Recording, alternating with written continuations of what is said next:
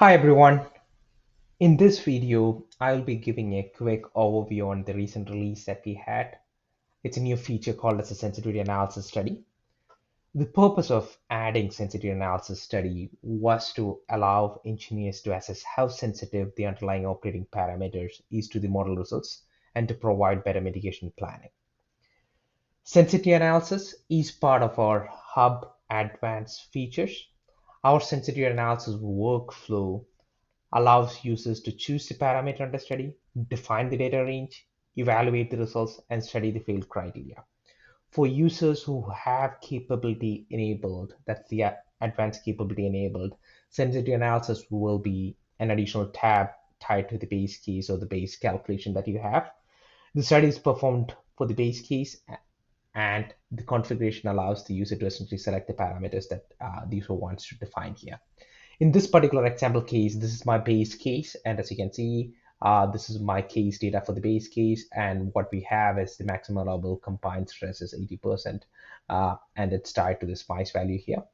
For the sensitivity study, I have chosen two parameters. My parameter number one is the concentrated surface load, and number two is depth of the soil cover, and this is the minimum and maximum range that I'm accommodating for these two parameters. And this is the number of data points or combinations that I would like to have to understand the study and evaluate the study.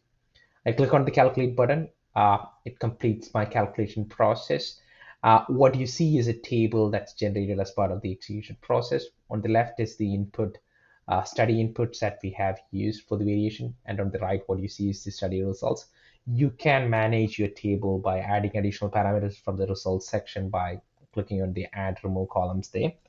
If you look at my data results, what you see is based on this study, my fail criteria is defined for any depth that's below 2.5, as you can see here, and that is also based on the concentrated surface load variations of anything below 14,473.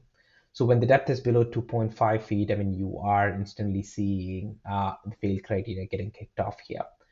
What you can also see is the study profile that gets generated based on the study calculation that was performed. In this case, I have the study evaluated against the depth of the soil cover against the total combined stress, as you can see here. The red line is the fail criteria, as you can see here, and the blue line is the combined stress as a function of the depth of the soil cover.